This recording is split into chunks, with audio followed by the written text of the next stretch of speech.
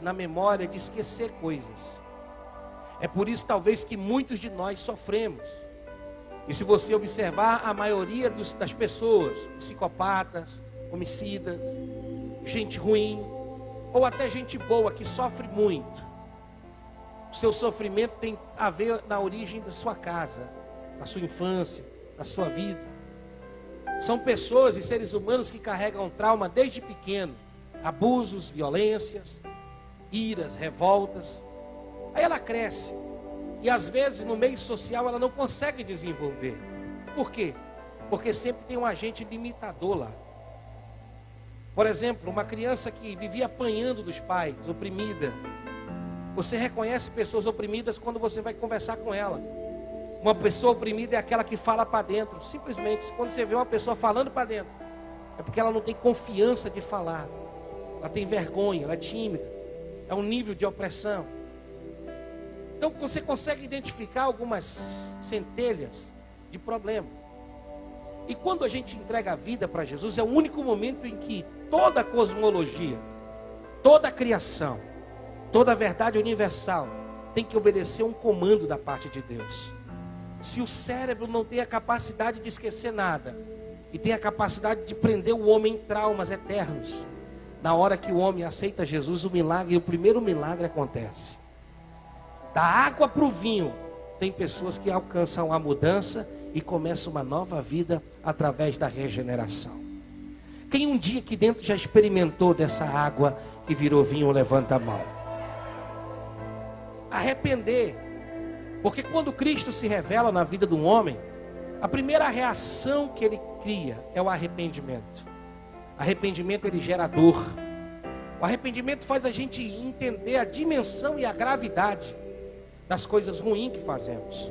O remorso não. O remorso é semelhante. A pessoa tem a consciência que está fazendo errado. Ela pede perdão, chora, mas quando é no outro dia está fazendo de novo. O nome disso é remorso. Arrependimento, ela tem a capacidade de gerar uma dor profunda, não só no corpo, mas na alma e no entendimento. O cérebro humano é ativado através de sentimento. E quando você começa a perceber o nível de maldade que você praticava contra alguém, então a primeira coisa que Deus vai provocar em você é o desejo de se arrepender. E quando esse arrependimento chega, vem junto as lágrimas, vem junto a dor, e a consciência pura começa a brotar, como diz o apóstolo Paulo na carta que ele escreveu a Timóteo, de uma fé com consciência pura. Então, nessa hora, a gente passa a entender aquilo que Paulo escreveu, que se eu comer carne e escandalizar alguém, então eu vou parar de comer carne, porque não é pecado, mas eu não quero escandalizar alguém. Eu tenho consciência, eu tenho fé, e eu sei que se eu renunciar um pedaço de carne, só para ver o meu irmão não ficar confundido, vai ajudar a vida de alguém. Então eu estou exercitando a minha fé, através de uma consciência saudável, porque eu alcancei o arrependimento. Toda vez que você evita, toda vez que você perde para alguém, porque quer perder, só para ver ele beneficiar-se de alguma coisa, para ele crescer, para ele avançar, é sinal que você está dando uma lição de vida nessa pessoa. Você está dizendo que é mais superior do que a ela. Por quê, pastor? Porque brigar todo mundo briga, teimar todo mundo teima, mas você nunca vai ver um sábio teimando com um tolo, porque o conselho se dá para um sábio, disse Salomão, para o tolo se oferece o silêncio. Então, toda vez que você abre mão para benefício de alguém, você está praticando o evangelho, porque o evangelho é renunciar o meu direito em função do outro. Quem está me entendendo diz amém. Isso é consciência pura, não é uma medição de força, não é um conjunto de força, são níveis de batalha espiritual. Paulo sabia guerrear, tinha momentos que ele ia para a briga, mas porque ele sabia que o adversário estava afugentando o rebanho. Mas quando a batalha era pessoal contra ele, ele nunca lutou. Ele nunca permitiu. Ele nunca foi ferir ninguém. Mas quando essa batalha vinha para ferir o rebanho dele, aí Paulo virava um leão. Mas quando era com ele, ele dizia, não, aquilo que eu quero fazer, isso eu não faço. Miserável homem que sou. Porque todos os dias eu tenho que me negar. E aquilo que gostaria de fazer, isso eu não posso. Mas aquilo que eu não quero fazer, isso eu faço. Então Paulo Paulo ele vai dar uma lição dizendo, eu sei ser feliz e alegre em qualquer situação. Na fartura, na escassez, na dor, na alegria.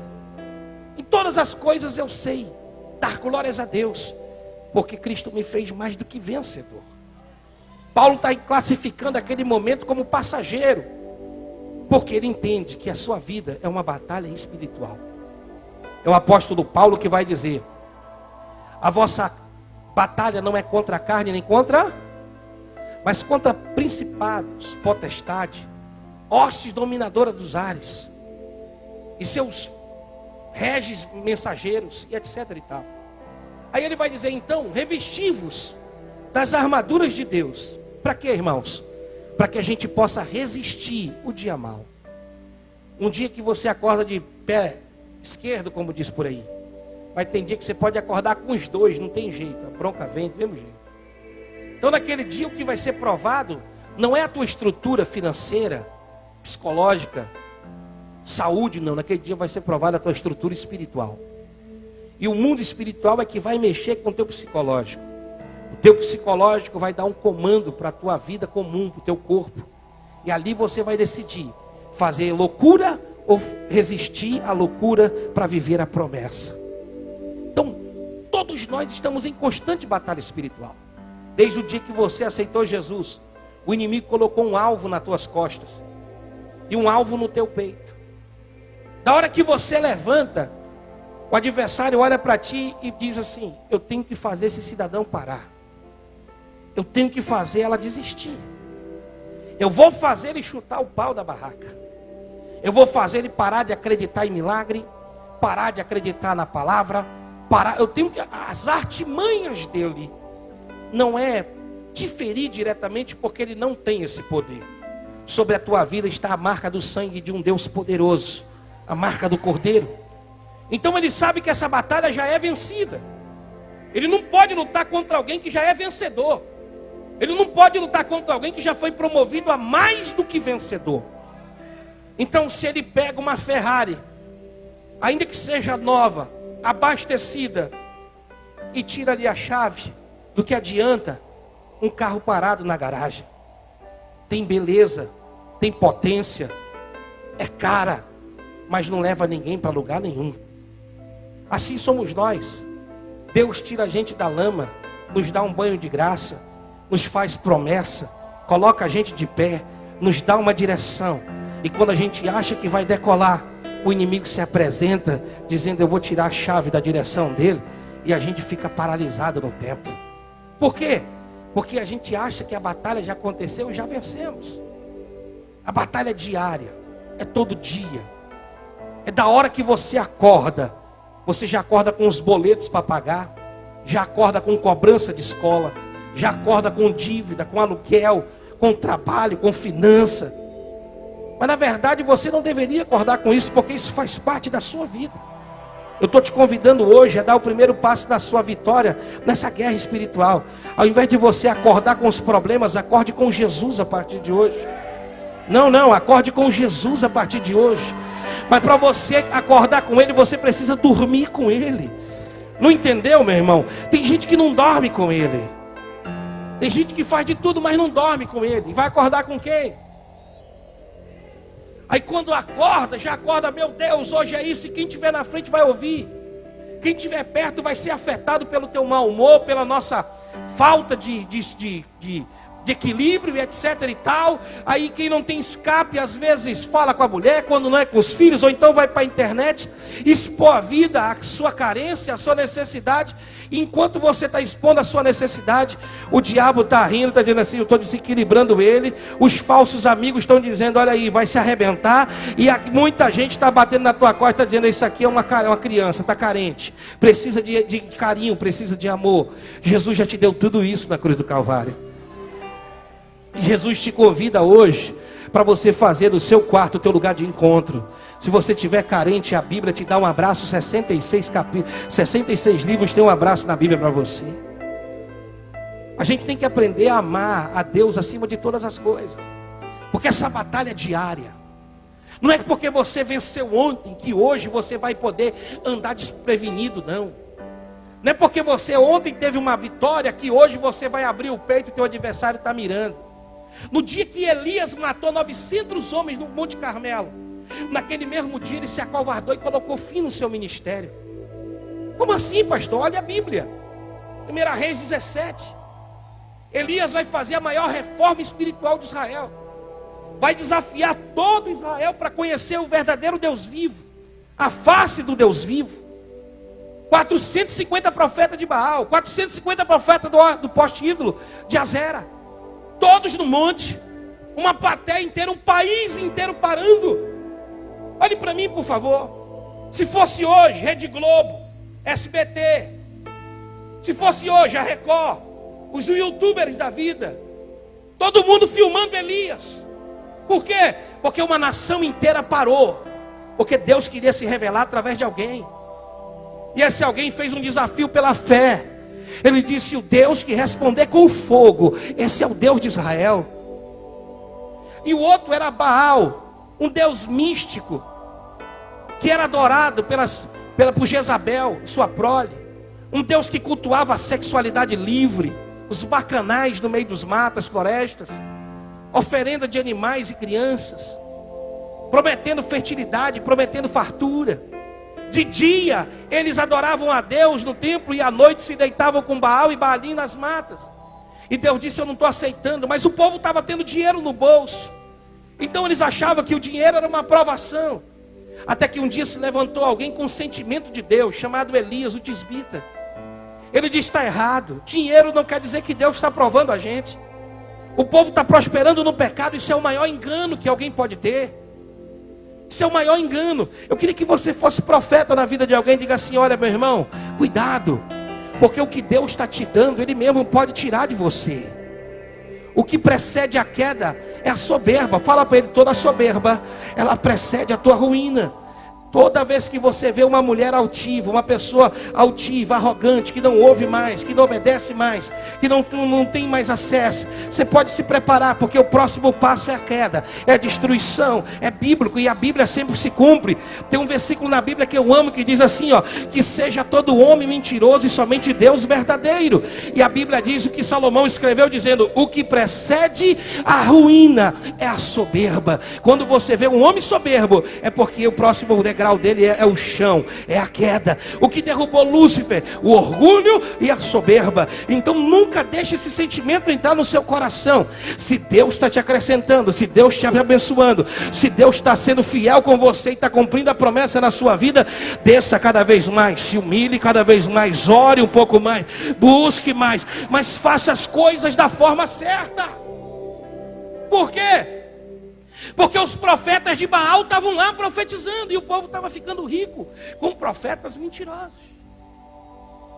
O povo estava enriquecendo baseado em fatos que Deus não aprovava.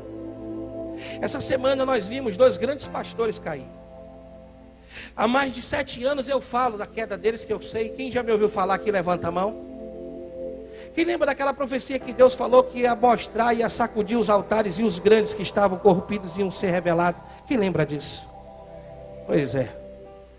Essa semana um foi para a televisão, o YouTube, quase morreu, veio pedir perdão. O outro foi filmado bebendo.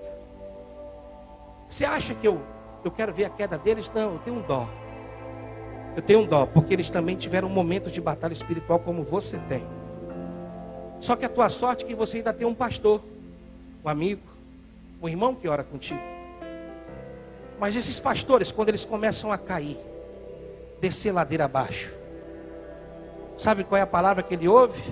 A mão de Deus vai pesar, Deus vai abater. Como se o pastor não fosse um ser humano. Isso eu não concordo com o erro dele que ele cometeu.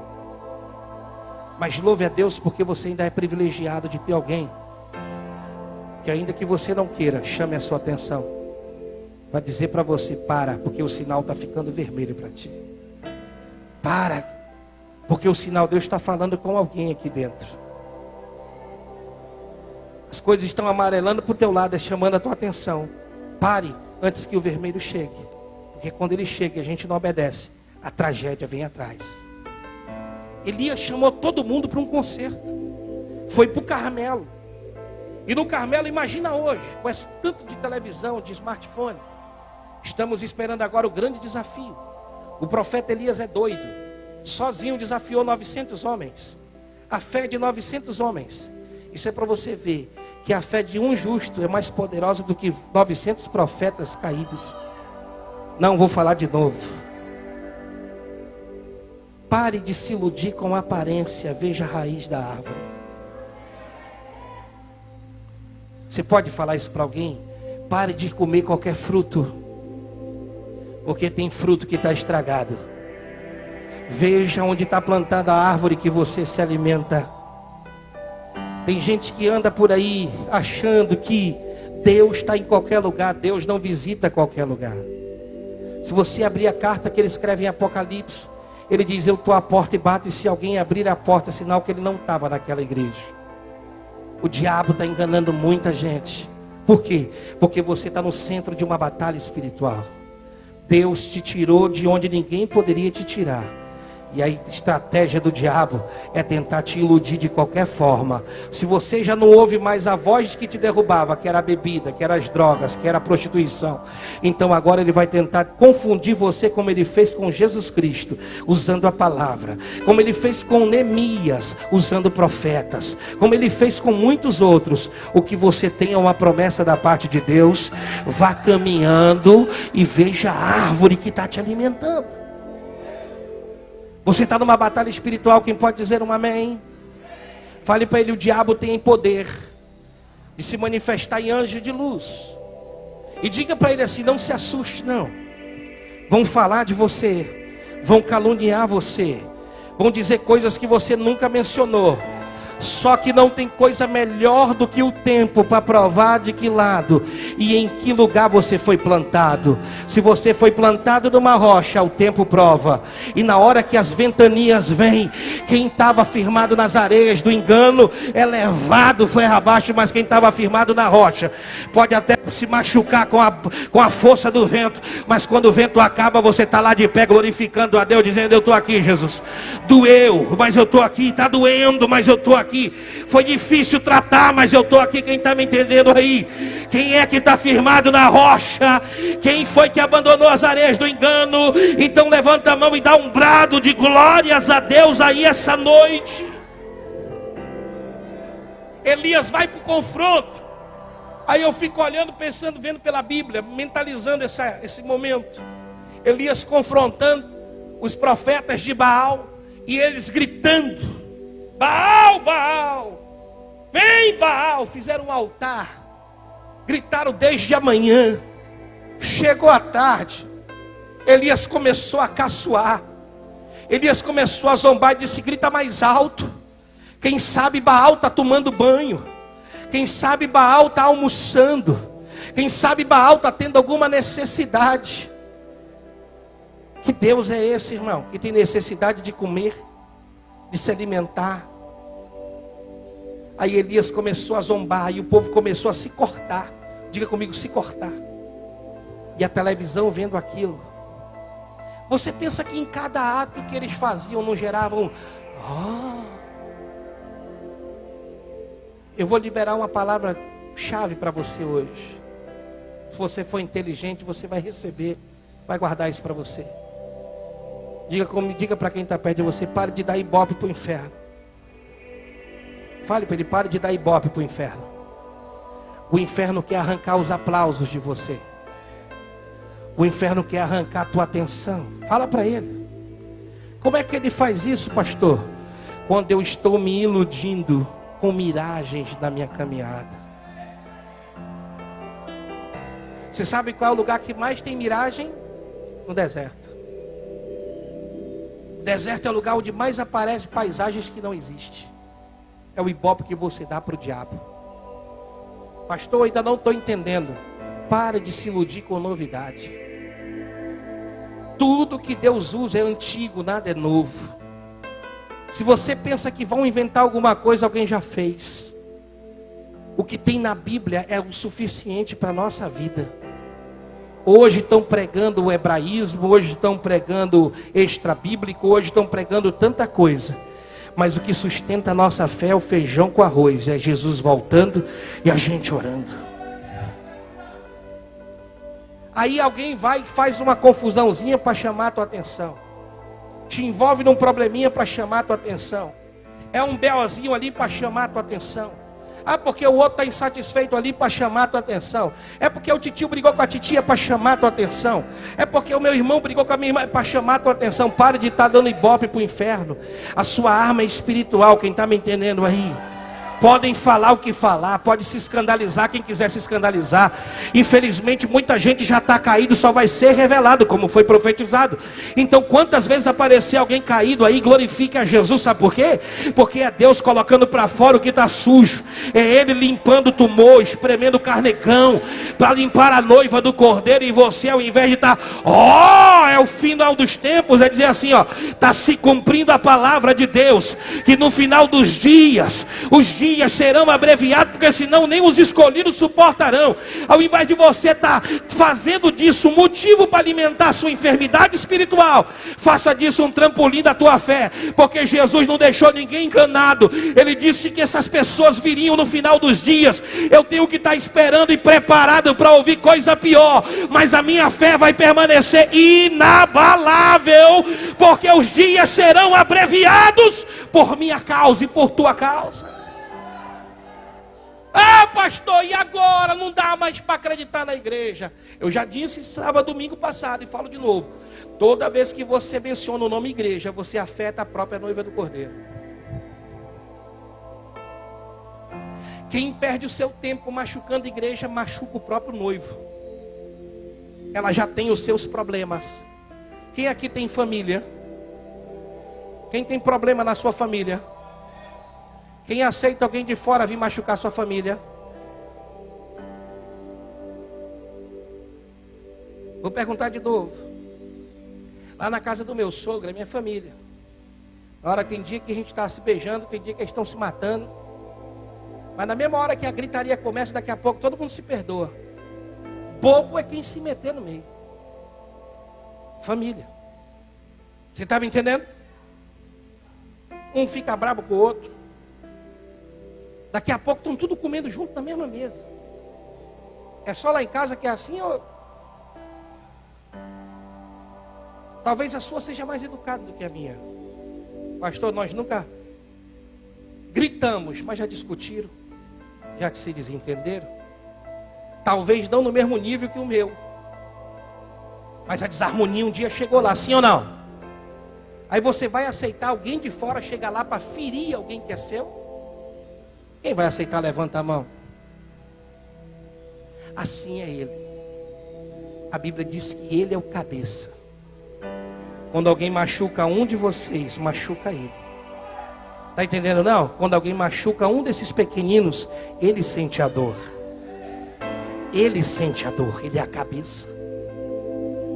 Logo, eu quero que você entenda. E nós estamos aqui de passagem, sendo formados para morar com Ele. Mas o inimigo não quer ver você lá na eternidade. Ele quer te fazer desistir. Ele quer te arrancar do corpo. E voltando para Elias, no dia que os profetas de Baal não conseguiram invocar, não desceu fogo, não apareceu nada, Elias vai, levanta um altar tão simples, de pedra, coloca o sacrifício, e ele cava ao redor um rego, um fosso, e joga bastante água. Só que a água era a matéria mais cara da época. Estava 3 anos sem chover em Israel. E ele joga água. Ele pediu do povo o sacrifício. Sem sacrifício você nunca vai ganhar uma batalha espiritual. Ele jogou a água. E a oração que Elias fez foi simples. Deus de Israel, responde com fogo, para que este povo saiba que ainda existe Deus aqui em Israel. O fogo veio, a água secou. Imagina na televisão, final de mundial é pipoco. Era uma nação inteira vendo aquilo. A vibração, o fogo de Deus. Elias sendo ovacionado como herói nacional. Todo mundo empolgado. O cara acabou de vencer 900 homens. Preste atenção.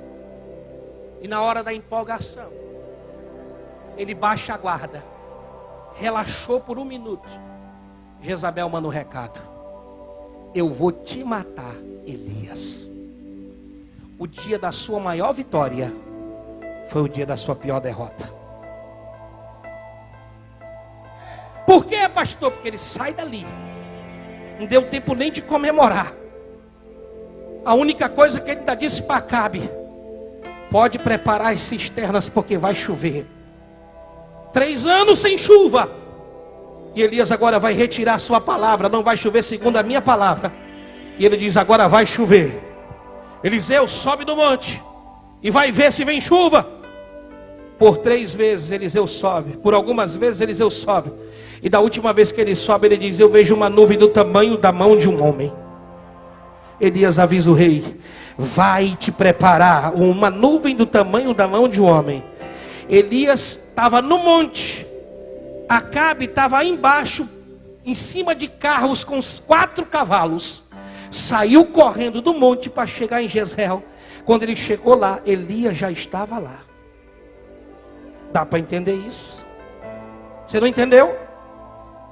Imagina um Mustang abastecido, uma Ferrari hoje, saindo em direção daqui para Presidente Figueiredo, 100 quilômetros, pisando baixo, numa reta. E quando tu chegar lá, Elias andando está lá primeiro. Deus arrebatou Elias. Mesmo com todo esse poder sobrenatural, olha como é que é o nível de batalha espiritual e quanto isso é sério. Quando Elias chega lá, chuva, Deus restaura a plantação de Israel, glória a Deus. Na hora que Elias está comemorando, a notícia chega: Jezabel quer te matar. O que ele faz? Corre para o deserto, quase morreu de fome. Subiu no monte, foi chorar, se trancou no cume de uma montanha, começou a chorar e se lamentar. Deus apareceu e disse: o que tu está fazendo aqui, Elias? E ele disse: só restou eu de profeta, e tu ainda vai deixar essa mulher me matar? Eu quero morrer. Elias se decepciona, gente. Quem é o cara que pede a morte que não está decepcionado? Fala para mim aí. Elias está dizendo: eu quero morrer, eu quero morrer, eu quero morrer. Deus olha para ele: é o que tu quer, Elias? Tá bom. Já que tu quer morrer, mas eu quero que tu saiba de uma coisa, Elias. Não tem só tu de profeta, não. Ainda tem 7.000 que não dobraram o joelho, está guardado. Mas já que tu quer morrer, tu vai fazer a tua última missão. Que? Tu vai levantar Jeú como o rei. Tu vai levantar fulano como o rei da Síria. E tu vai levantar Eliseu, filho de Sefate, como profeta no teu lugar. O dia que ele venceu foi o dia que ele perdeu. Pediu para morrer. E Deus substituiu aquele que foi o maior herói de Israel. Ele sai dali para cumprir sua última missão. Para você ver o peso de uma batalha espiritual.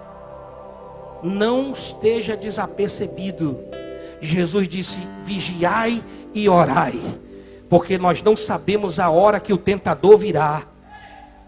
Não é o fato de você estar tendo algumas vitórias que você pode já esquecer quem foi que te levantou, esquecer quem é o teu adversário.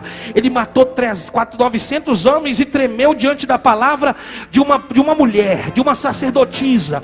Se ele tivesse preparado, vigilante, firme, o mesmo Deus que salvou ele da mão de tudo que ele venceu, também livraria ele da mão de Jezabel. A questão não foi Deus, Deus não mudou, quem mudou foi ele. E o sentimento dele com a promessa que Deus tinha colocado. Agora eu queria que você fizesse uma pergunta para essa pessoa que está do seu lado.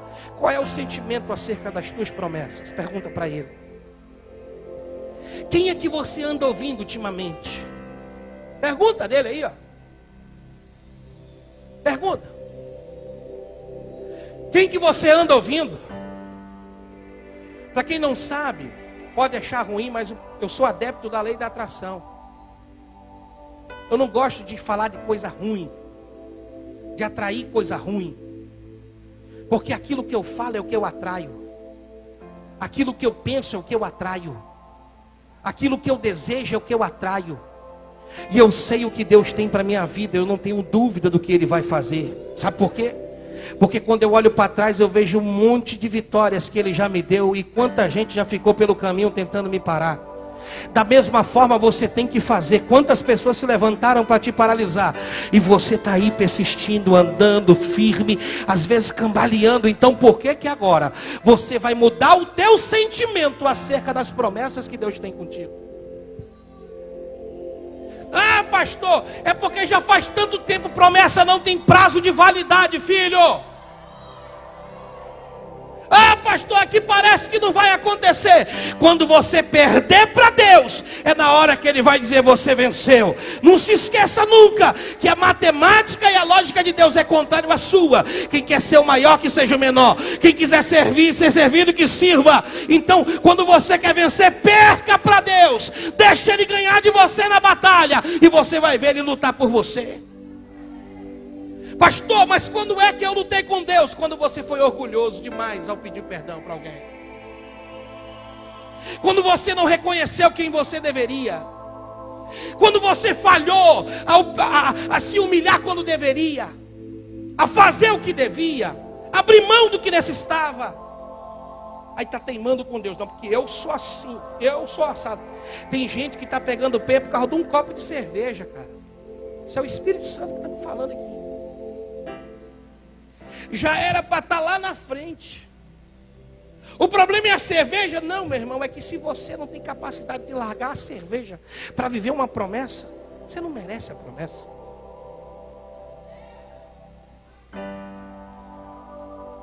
Não, pastor, é porque o cigarro é mais forte do que eu. Não, pastor, é que a minha língua é mais forte do que eu. Aí a Bíblia diz: é melhor cortar um membro do que perder todo o corpo no inferno. Para onde você correr, Deus terá uma resposta para te dar.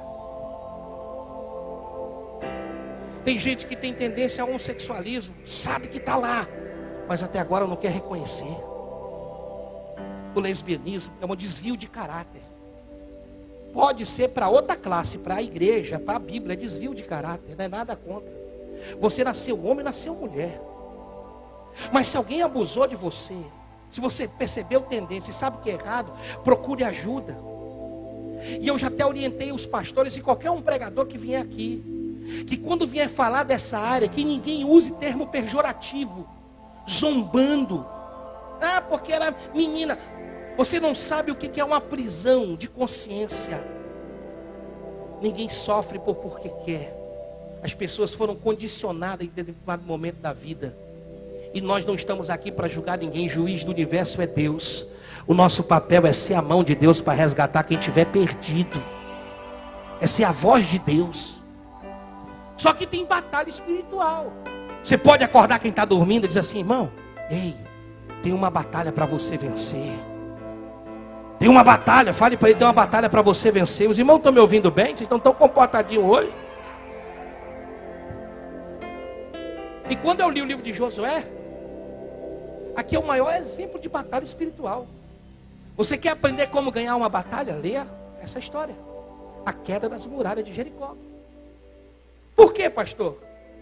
Josué atravessa deserto, viu 10 pragas, abre o mar vermelho, atravessa o Jordão, coisas sobrenaturais aparecem, água sai da rocha, roupa não envelhece. E aí? O que acontece? De repente ele se depara com uma batalha que ele nunca viu na vida. Nunca viu. Uma muralha intransponível, que cabia 3 casas em cima, uma rua no meio, 10, mais de 20 quilômetros ou 30 quilômetros de circunferência, eu não sei. E de repente Deus fala para Josué, o anjo desce, fala com ele e traz uma orientação. E nessa orientação, Deus vai dizer para ele Eu quero que durante 6 dias, 6, quantos dias, irmãos? Quantos dias? Você rodeie a cidade. Já pensou você pegar deliberadamente, segundo alguns estudos, 70 quilômetros? Outros falam em 10, eu não sei, mas vamos colocar uma média. 20 quilômetros, vamos escolher uma média. Que seja 5 de circunferência, uma cidade grande. Você andar 20 quilômetros, andar e fazer um culto. Só que tem um segredo. Deus disse, prepara a arca da aliança. O que é a arca da aliança? A presença do Senhor. Diga para o seu irmão, nunca vá para a batalha sem a presença de Deus. Fale para ele, pare desse negócio de estar expulsando demônio, de estar chamando os outros para a briga, em nome de Jesus, principado, potestade, todos. Tem gente que não sabe o que faz. Sabe por que tem gente aí que está sofrendo bastante? É porque não tem gabarito, autoridade ou capacidade, mas abre a boca na hora de orar. Eu dou uma ordem para que todos os principados e potestades, olha quem você está chamando, amigo. Palavra tem poder. O problema é que a gente fala demais. Aí você está chamando todos os principados, todas as potestades para briga. Por quê? Falta de instrução, não quer parar para ouvir. Anda atrás de profeta, onde tem um cara mentindo, com a vida toda desgraçada, está lá ouvindo e achando que aquilo que ele faz é certo. É por isso que a maioria desses caras vive na miséria, vive destruído, vive sem vida, criticando a vida de todo mundo, se levantando contra todo mundo. Não tem pastor, não são dizimista, vive uma vida sem rumo na sua história e vive tentando colocar culpa nos outros. Não, meu irmão, se você é profeta de Deus, você tem pátria, você tem pastor, você congrega, nada vai te impedir de estar nos montes profetizando, desde que você tenha uma raiz. Aí aquilo que o profeta reproduz, o cara está vendo e vai fazer. Ah, porque eu estou no monte. O lugar mais perigoso para um demônio não é o monte, é o teu quarto. Foi Jesus quem disse. Eu não sei se Deus está lá no monte, mas eu sei que Ele está no quarto. Pela Bíblia, Ele está no quarto. Pastor, Ele não está no monte? Claro, você não está lá? Você não foi invocar Ele lá? A Bíblia diz, quando tiver 2 ou 3 reunidos no meu nome, eu me farei presente. Se for no monte, glória a Deus. Mas tem pessoas que acham que só ganha batalha no meio da... Não, meu irmão, o maior sacrifício que você pode fazer é abrir mão, fazer um jejum de manhã até às 6 da tarde. Vê se tu aguenta. É orar, tirar 1 hora de oração lá no teu quarto, vê se tu aguenta. Aí depois tu vem falar comigo de monte. Porque muita gente vai para o monte para ficar andando. Aquele escuro. Eu gosto, já fui muito, e vou voltar a ir agora. Vou levar a igreja para a gente orar no monte. Mas é oração, não é movimento. No meio daquele escuro, ninguém sabe quem é quem. Um dia desse apareceu um aqui. Na hora que eu estou passando na porta, varão! Numa das nossas festas. Igreja cheia. Eu vi isso aqui cheio de jovens. Uma multidão, aquele que nós mencionamos, irmã Sueli. Quando eu olhei para o pé dele, lama. Eu olhei assim normal, eu estava reconhecendo o rapaz. Lama. E falou.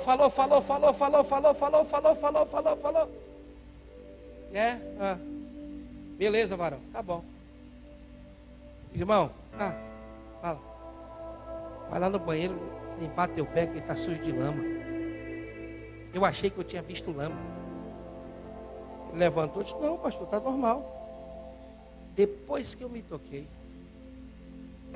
Aí conversando com uma irmã, ela disse, pastor, ele cheirou tanto que quebrou tudo dentro de uma igreja, profeta. Estava pregando um dia desse aqui numa igreja, bem aqui perto. Passou aqui, mentiu para mim, pediu 50 reais emprestado. Eu dei porque eu queria dar. Olhei na cara dele, eu estou te dando, mas eu sei que para aquilo que tu está pedindo, não é isso. Agora tu saiba de uma coisa, esse dinheiro aqui é consagrado, ele é meu. E se tu for usar porcaria, tu vai te arrepender da graça. Nunca mais ele apareceu aqui. Porque as pessoas se empolgam com a aparência. O lugar mais perigoso para um demônio é o teu quarto. Lá ele não tem poder de entrar. Lá ele não entra. Porque foi Jesus quem te garantiu. Entra no teu quarto, fecha a tua porta e ora ao teu Deus que está em secreto. Aí você vai para outros lugares, vem alguém que tu nem conhece, coloca a mão na tua cabeça. Se tu não sabe, tua cabeça é um portal do teu corpo. Você está colocando a mão na sua cabeça. Você sabe por que os profetas, sabe por que Eliseu mandou matar os 40 filhos de profeta? Você sabe por quê? Porque ele não aceitava que Eliseu fosse herdeiro de Elias. E aí o que acontece? Os filhos de profeta começaram: ei, sobe careca, sobe calvo. Eliseu era baixinho, barrigudinho e calvo. E naquela época, sabe quem que raspava isso aqui, ó? Os profetas de Baal.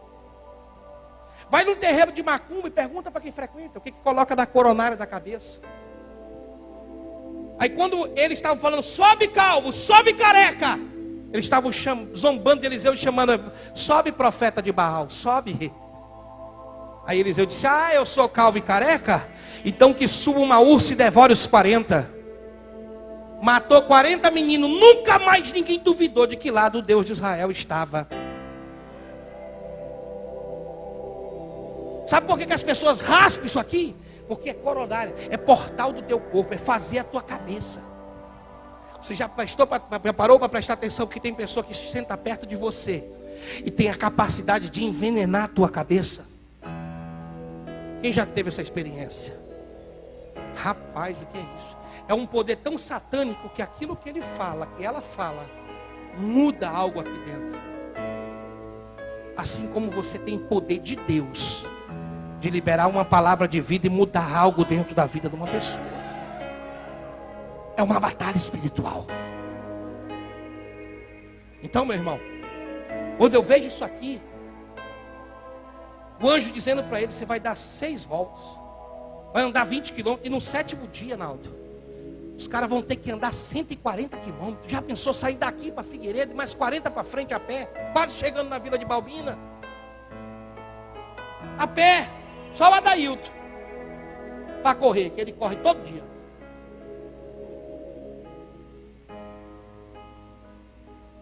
Aí Deus fala assim: e no último dia, ele deu ordem: separem a arca da aliança. Diga comigo: a presença de Deus tem que estar comigo. E ela não depende de condições. Fala assim: não depende de condições. Se eu for para o monte, Ele está comigo. Se eu estiver no quarto, Ele está comigo. Se eu for para o trabalho, Ele está comigo. Se eu for para a escola, Ele está comigo.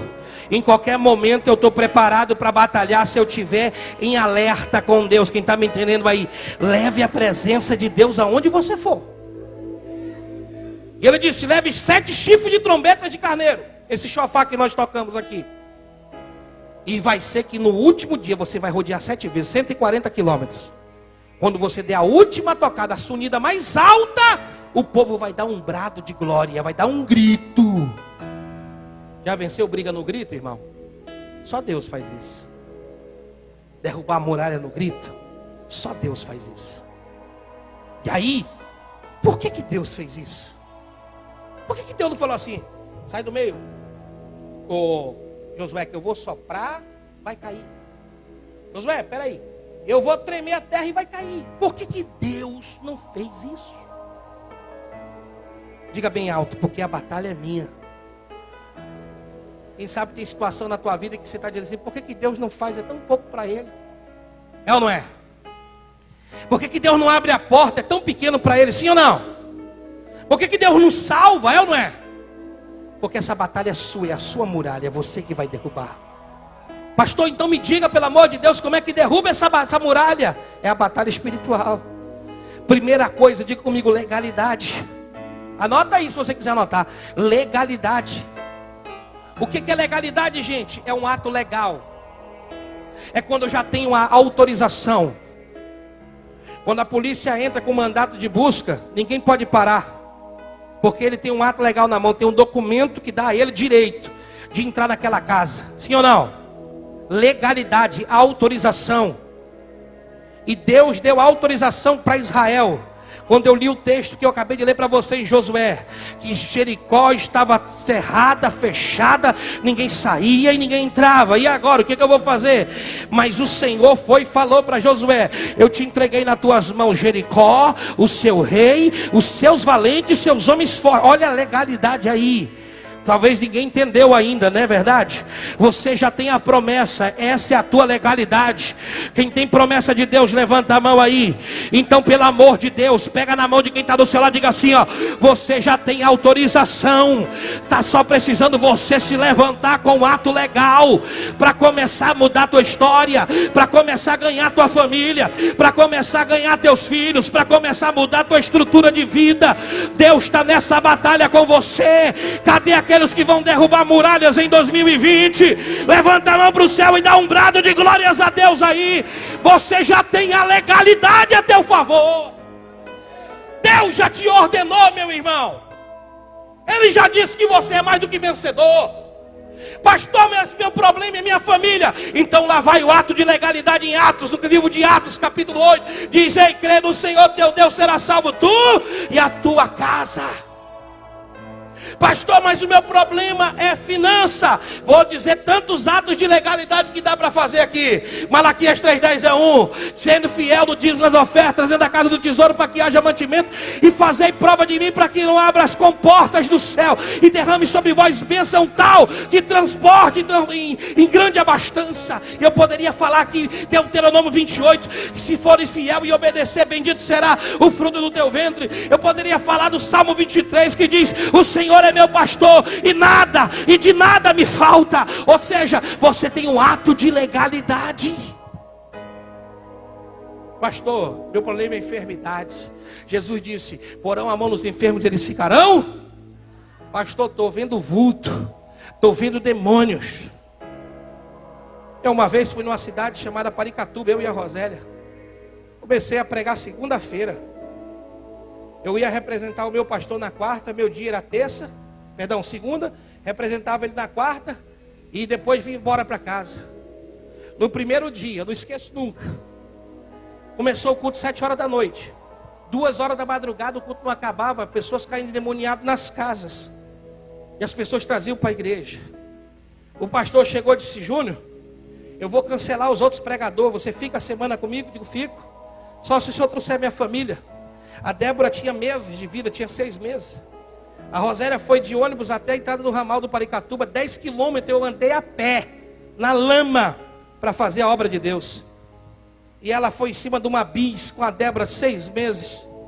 No segundo dia caí de endemoniado. No terceiro, quando foi sábado, a glória de Deus foi tremenda, que não cabia gente na igreja.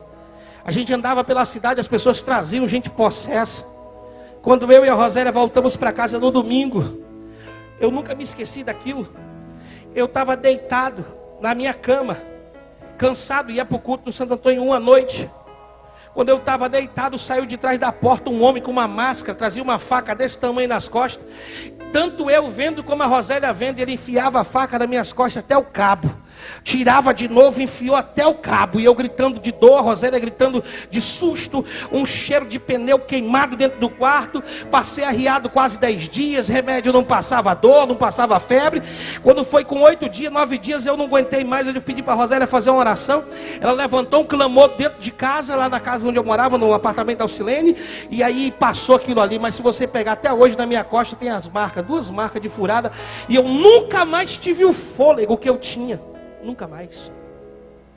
O pastor daquela cidade, daquela época, traiu a esposa e largou para casar com a maior comerciante que tinha na cidade. O casal que me ajudou, novos, olhavam para mim com o olho brilhando quando viram o ministério que Deus tinha colocado na minha mão. Para quem acha que eu comecei de paraquedas e caí aqui, só estou falando isso. Eu vi que eles queriam fazer o que eu fazia. Andaram comigo, não vou citar nome porque alguém pode conhecer.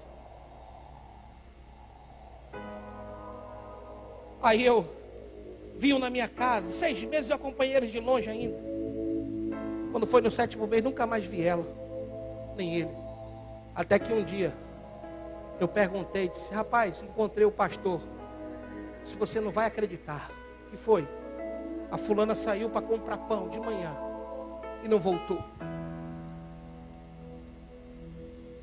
E quando ela chegou, o dono da taberna chegou lá comigo, seu fulano, não tem do bar assim? Chegou comigo e disse, corra lá no bar. Porque a fulana já transou com 10 homens. 8 homens. Ela chegou lá, pediu uma dose de cachaça. Começou a tomar, ela era dançarina de forró. E o marido era aquele tocador de teclado de banda de forró, que só tem um tecladista, não tem? E ela vai no banheiro e troca. A cada ida que ela vai um diferente com ela. Já foi um monte. Eu não estou aguentando ver o que estão fazendo com ela. Vá lá. Ela saiu de casa, somente para comprar pão. Aqui é minha mulher de prova. O marido não aguentou, quase se matou. 3 filhos pequenos. Não deu um ano, o pastor vai e revela o escândalo. Sabe o que é isso, irmão? Batalha espiritual. O inimigo veio me ferir várias vezes. Eu cantava corinho de fogo a noite inteira. Pastor Fábio, pastor Edson não é dessa época. Cláudia, Láucia. A gente fazia uma vigília no Santo Antônio num porão que não cabia de gente. Cantava hino de fogo. Paulo também é dessa época. A noite inteira. Carlinho. Aquele dia furou meus pulmões. Nunca mais tive o mesmo fôlego. Batalha espiritual. Sabe quantas vezes eu acordei com a Rosélia gritando, vendo ele dentro da nossa casa e do nosso quarto? No dia que eu capotei meu carro 8 vezes, ele apareceu sábado à noite dentro do quarto do hotel, lá em Xinguara, no Pará. Eu saí de Vila Rica, comprei um carro novo, estava dando aula, diretor de seminário, pregava fora, ganhava muito bem. Só que eu estava resistindo com Deus, não queria voltar para Manaus. O último lugar que eu queria estar era aqui. Minos dirigindo igreja, piorou. Eu sei o que pastor sofre. Eu dizia para Deus, eu quero não. Trabalhar com gente ruim, tanto você ajuda, depois te ferra todinho. Deus disse, assim que você vai fazer. É desse jeito que eu te quero. Não vou. Vai. Comprei um carro em Vila Rica para ela. Não cheguei nem a pagar o carro. Sorte que coloquei no seguro. Deus fez eu colocar. Saí, fui para Xinguara. Na ida, um caminhão me tirou da estrada. Não consegui pregar na primeira noite. Quando foi, os pastores foram lá, se acomodaram, viram. Naquela noite, de sábado para domingo, de sexta para sábado, de madrugada 3 da manhã, eu estou deitado na cama. Eu tenho uma mania, quando eu viajava, pregava todo dia, prego todo dia. Eu coloco sempre um copo d'água nos hotéis.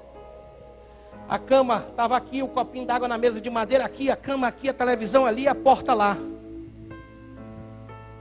3 horas da manhã, aquele negro, aquele vulto negro entrou dentro do quarto. Olhou para cima de mim, bufou. Só aquela sombra. Quem se lembra de Caverna do Dragão? Se lembra daquela sombra? Daquele jeitinho, pior. O corpo dele estava lá fora, a mesinha estava dentro dele, ele fazia assim, ó.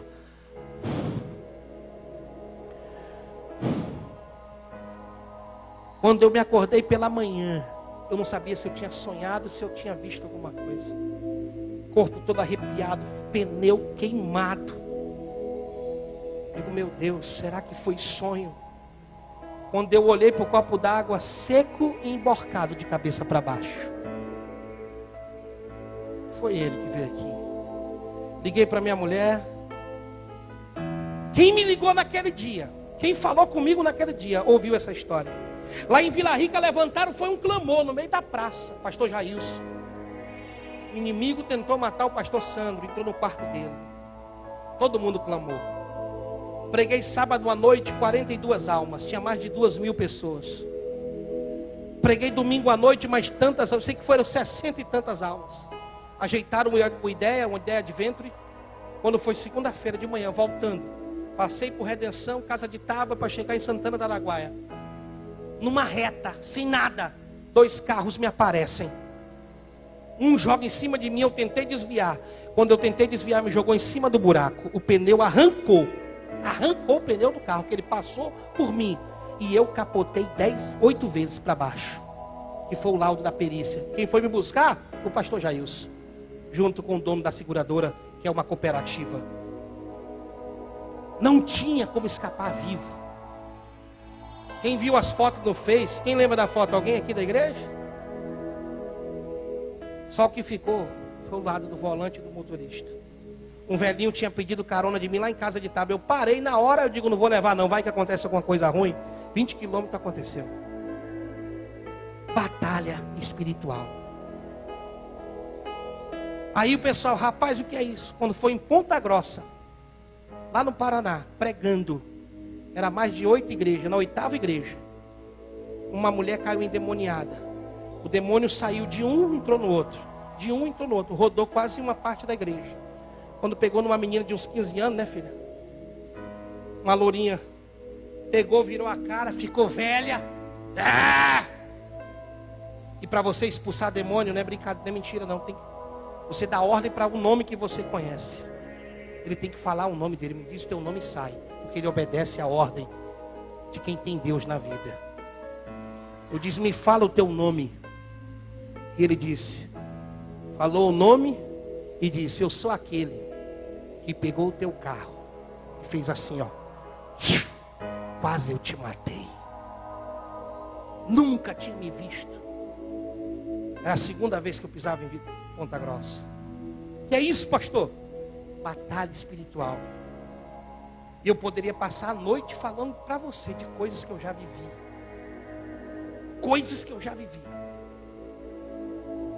Onde é que eu quero chegar? Sabe por que nada paralisa a gente? Legalidade. Não, você não entendeu.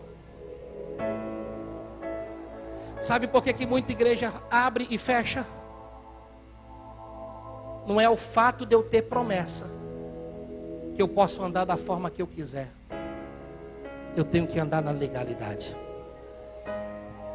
Entendeu não, né, filho? Se Deus tem te dado promessa, faz a tua parte. Não anda mijando fora do bacio. Controla a tua língua. Seja fiel. Seja honesto. Seja santo. Santificação. Porque o diabo, ele não brinca, ele vai se levantar, mas ele vai encontrar com Deus poderoso na frente, dizendo, aqui tu não toca. Aqui tu pode até se levantar. Pastor, e por que Deus permite essas coisas? Para mostrar o quanto Ele é fiel. Deus não livrou Daniel da fornalha. Deus entrou na fornalha com Sadraque, Mesaque e Abednego, melhor falando. Deus não livrou Daniel da cova. Deus entrou na cova com Daniel. Quando você pensar que Deus te abandonou, se você anda na legalidade, pode dormir tranquilo. O leão vai ter que jejuar. O fogo não vai te queimar. Por quê? Porque você tem a promessa. Você tem a legalidade. E essa muralha vai ter que cair. Quantos aqui carregam essa promessa? Fica de pé, glorificando a Jesus aí nessa hora.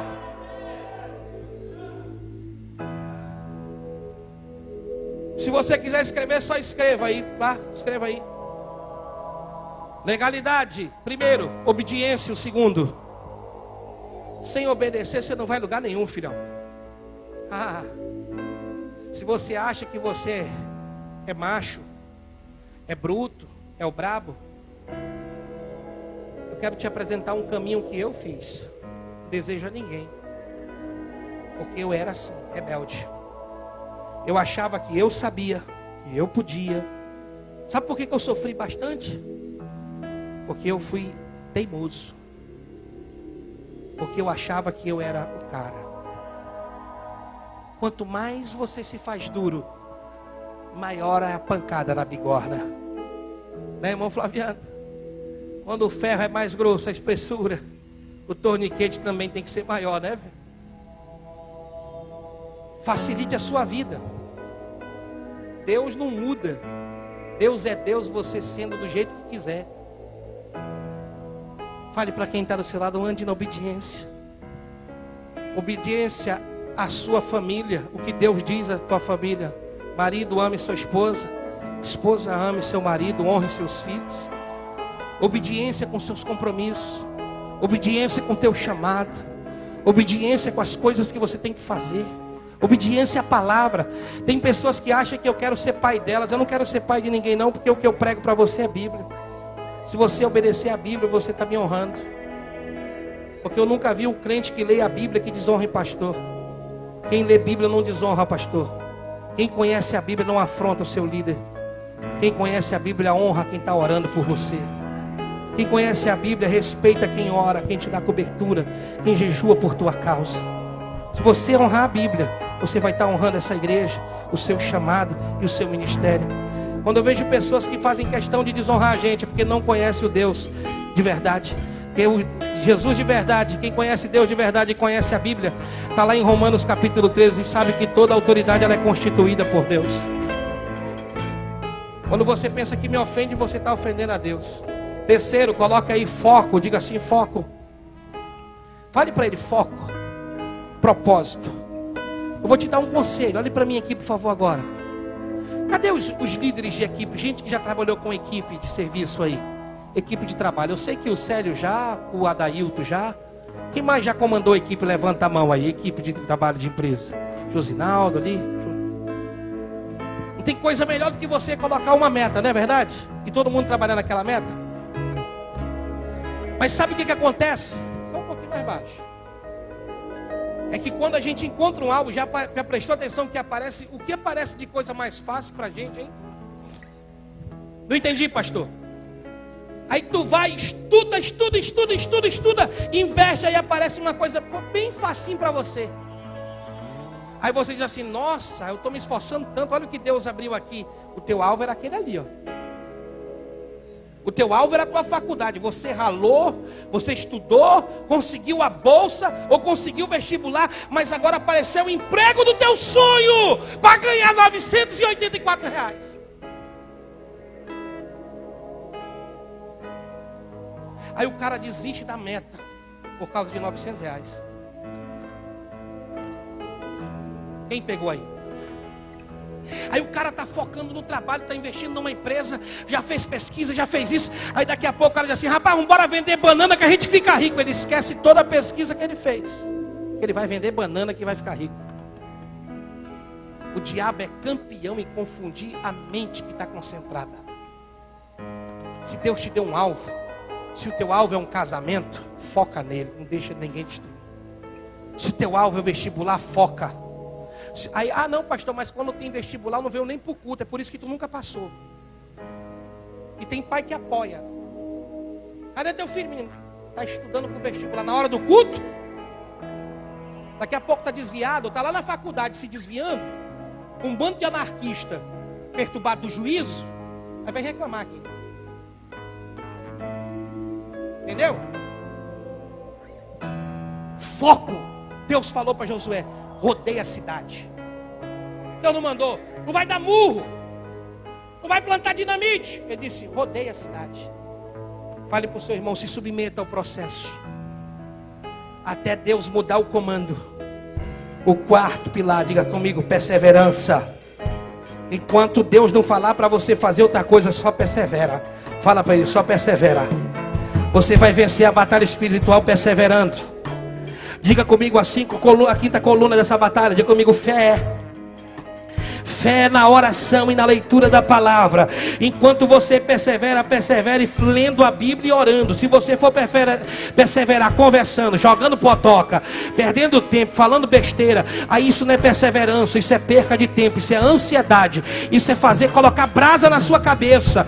Mas perseverança se faz com a Bíblia aberta e com o joelho no chão. Enquanto a minha vitória não chega, eu estou cantando, mas eu estou adorando a Deus, eu estou orando, eu estou firme na rocha, eu vou aguentar. Diga comigo a sexta coluna. Sacrifício. Sem sacrifício muralha não cai. Fala para ele, sem um sacrifício a muralha não cai. Ou fala para o seu irmão, está na hora de você acordar de madrugada. Mexe com ele aí, vamos fechar esse corredor para nós orar. Diga assim, ei, está na hora da madrugada.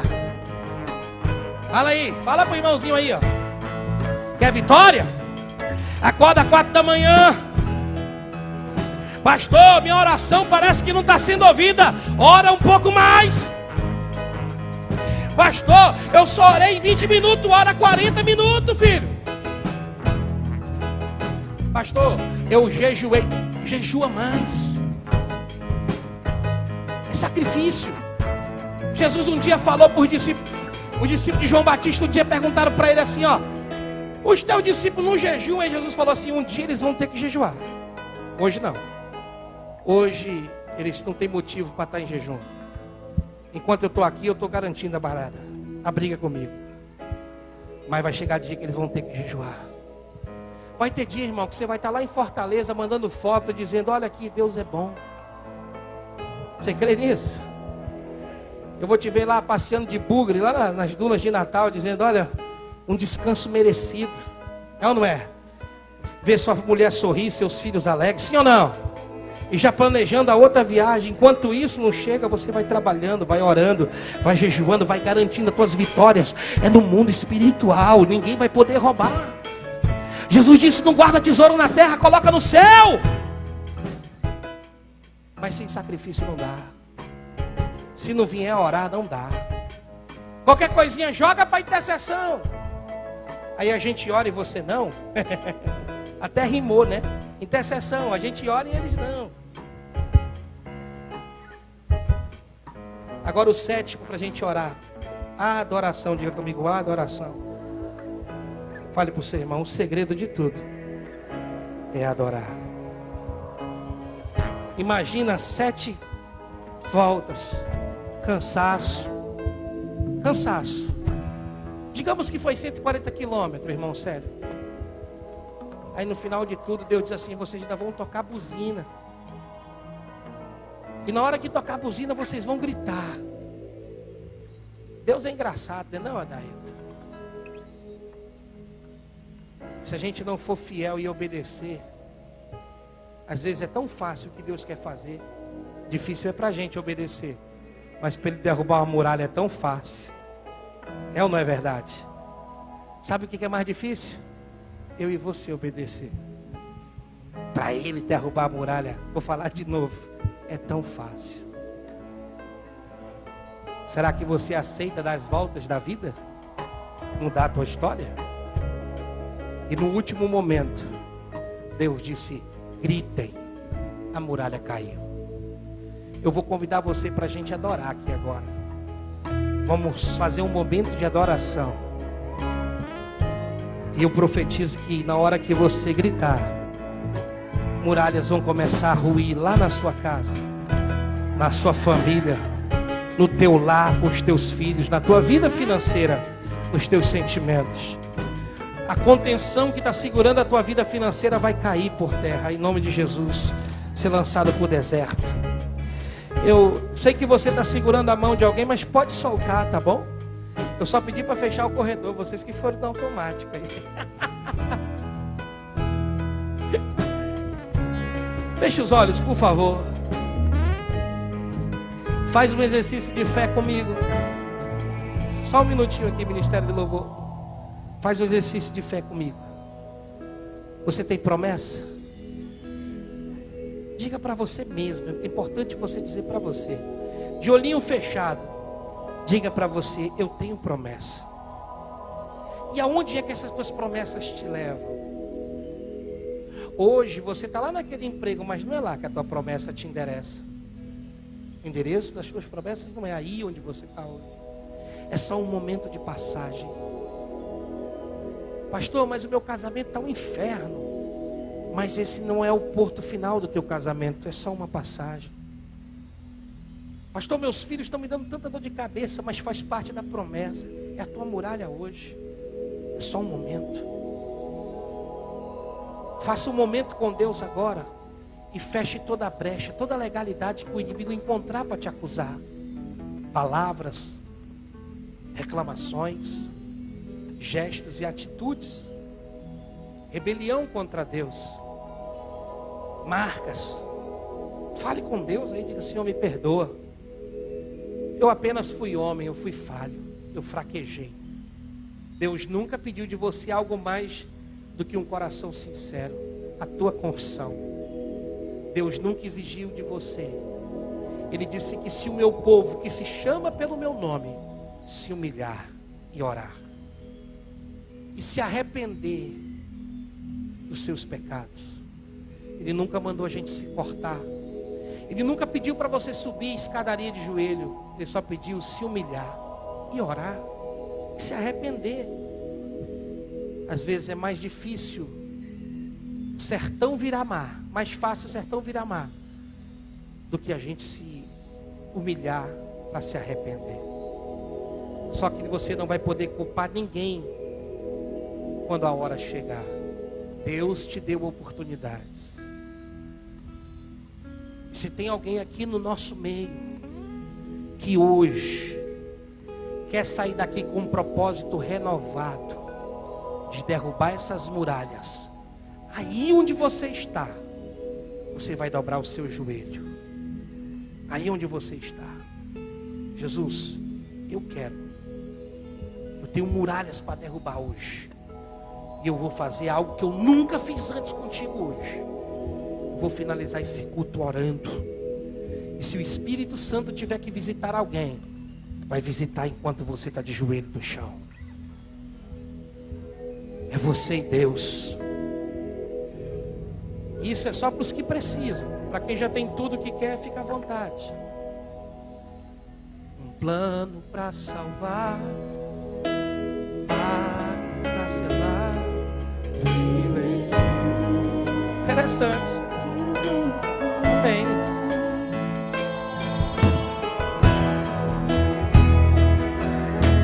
Encheu seu coração, ele nem hesitou. Que coisa linda. No palco do amor, o autor anunciou a vida salva. Ore a Deus essa noite. Tudo que ele fez